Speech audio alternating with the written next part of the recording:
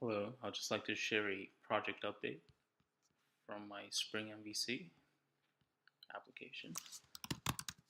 So, starting over again.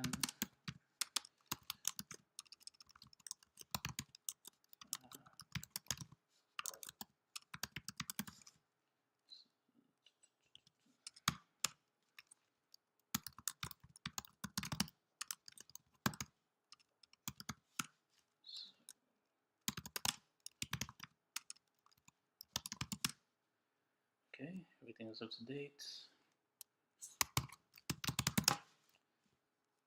Mongo started. Okay, so I've been working on the welcome and login page for this project, and it's coming out really nice. It's looking like a real social media project, and I have high hopes for this. I may also be working on an Android uh, project to supplement this project and create a mobile application.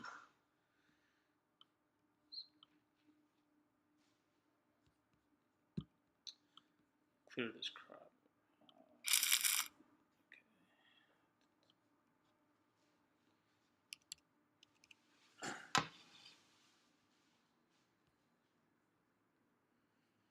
Okay. So what have I done so far?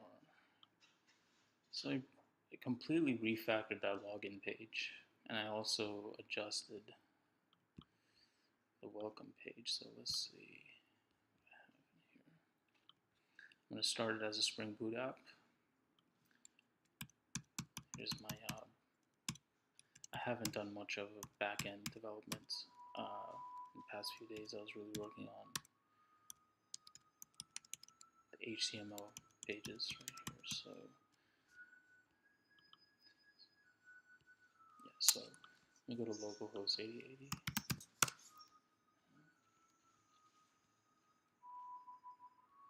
And there we go.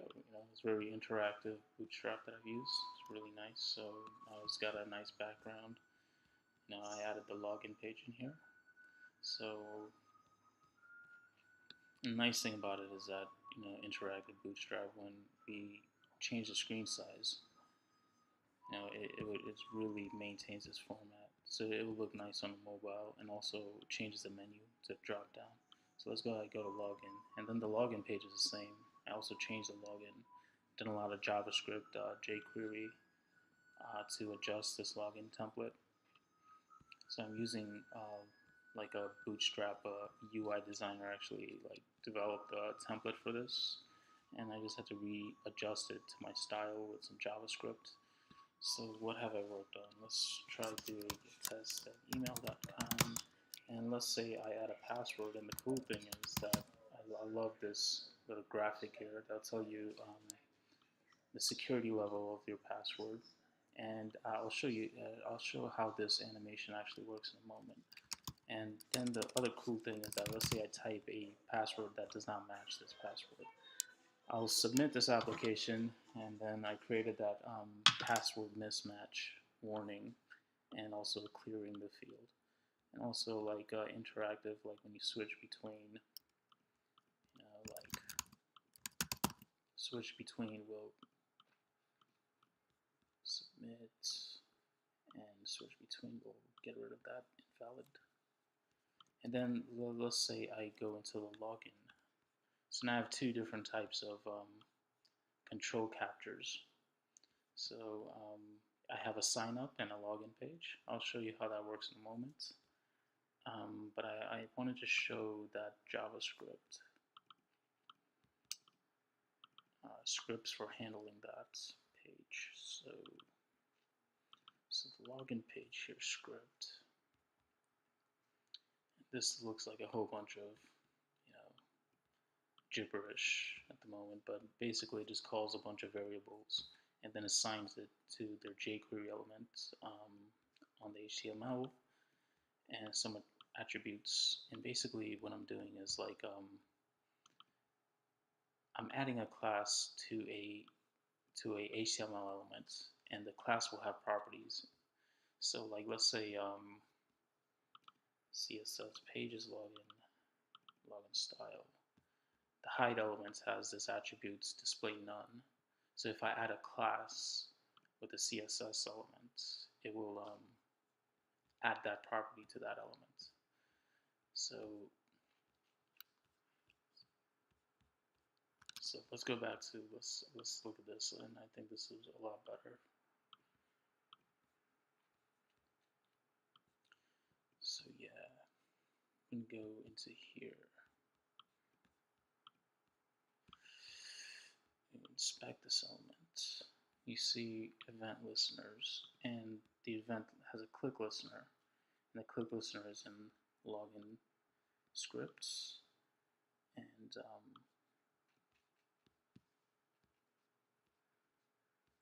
you can see the password security. Let's put a couple of breakpoints in here. So you can see that, for example, if the length is greater than 0 and the value length is less than 4, then you're gonna you assign the color of your animation to red. So you can see that being done here. So I'm gonna put in a breakpoint. And the terrible thing about putting a breakpoint in this method is that it runs infinitely. So this runs like 250 times, I believe. I mean, and it has an interval, so it's a continuous interval that constantly checks to see the value of this field. I think that's kind of maybe I'll rewrite this and say that, hey, if this form changes, then we can run this method. So right now there's like a long JavaScript running, and I have not done that. So this is actually done by the bootstrap that I inherited from. So you can see that 1, 2, 3, 4 letters is red, 5 starts becoming yellow. There we go. So this is interesting. So maybe I'll change this to an on change listener or something like that, and instead of this continuous check, and is running asynchronously. I'm afraid of long script issues. So this is retype password. Okay, so password mismatch is what we get, and that is an animation that I've created. To handle that, what I need to do now is really just work on this test email and do a validation. And basically, what I'm going to do is that I'm going to basically create an email check. So once you create an account, it's going to send you an email, and maybe I'll do some sort of GUID generator and pass in a parameter with GUID, and that'll basically like verify your email account and mark your account as active. And I think many sites do that. So this page still needs work, and I'll work on this one next. And let's say I want to do a register. Now the register, I create a new method, and basically like how that would handle. I'll just go back in here. Okay, so sign up, I'm creating a test email, and test password, and test password. Now I haven't actually added the insert query for the backend control, but let me show you some of the front end stuff. Front end. I'm going to login class CSS. Actually, no, it should be in the script. So in the script, I have two forms, two login and submit form, and a sign up form to sign up. So to sign up is a function which is going to get called when you click on these two tabs right here, login and sign up. Submit form gets called when you click the button. So this is going to say basically if the login class has selected. So login is basically this class, this element right here, and if it has class selected. So basically when you go into the login function and click the login function, it adds a class selected. So I'm basically checking to see if this class exists, selected.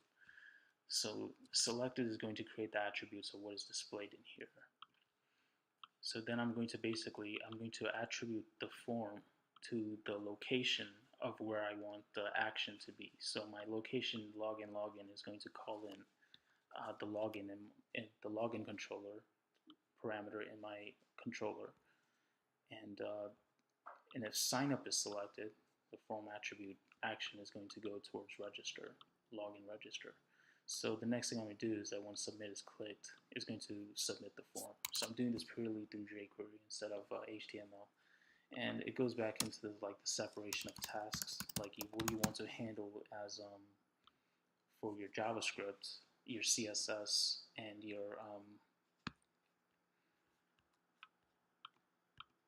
okay. So this actually wants to log in.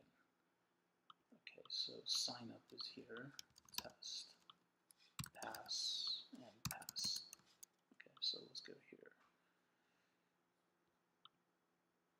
Okay.